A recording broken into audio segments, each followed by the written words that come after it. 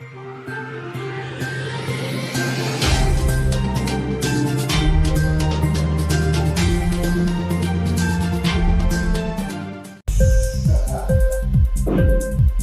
TV prime time news కి స్వాగతం.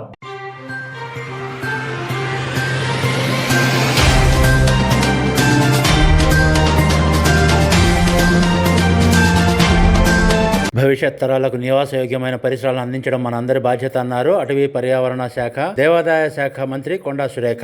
పచ్చదనం పెంపుకు ఎంతగా ప్రాధాన్యతనిస్తున్నామో నిత్య జీవితంలో ప్లాస్టిక్ వాడకాన్ని కూడా వీలైనంతగా తగ్గించాలని ఆమె విజ్ఞప్తి చేశారు. సింగిల్ యూజ్ ప్లాస్టిక్ వల్ల అనేక అనర్థాలున్నాయని, అవగాహన లేకుండా విపరీతంగా వాడుతున్న ప్లాస్టిక్ వ్యర్థాల వల్ల మన పరిసరాలు, గాలి, నీరు కలుషితం అవుతున్నాయని మంత్రి అన్నారు. ప్రభుత్వ ప్రయత్నాలకు తోడు ప్రజలందరూ ప్లాస్టిక్ వినియోగం తగ్గింపును విధిగా చేపట్టాలని పిలుపునిచ్చారు. తన సెక్రటేరియట్ కార్యాలయంతో పాటు నివాసంలో వీలైనంతగా సింగిల్ యూజ్ ప్లాస్టిక్ ను నియంత్రించేందుకు నిర్ణయించామన్నారు. ప్లాస్టిక్ బాటిల్స్ బదులుగా గ్లాస్ బాటిల్స్ లేదంటే స్టీల్ వస్తువుల వాడకాన్ని పెంచాలని ఆమె సూచించారు.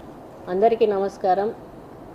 పొల్యూషన్ కాకుండా ఉండాలి, ఎన్విరాన్మెంట్ బాగా ఉండాలి. ఎన్విరాన్మెంట్ బాగున్నప్పుడే మనం కూడా ఆరోగ్యంగా ఉంటాము. కాబట్టి ఒక ఎన్విరాన్మెంట్ మినిస్టర్గా నేను ఒకటే మీకు సందేశం ఇవ్వాలనుకుంటా ఉన్నాను. ఇటువంటి ప్లాస్టిక్ బాటిల్స్ దయచేసి యూజ్ చేయకండి. దీనివల్ల పర్యావరణంలో పరిరక్షణకు ప్రాబ్లం అవుతుంది.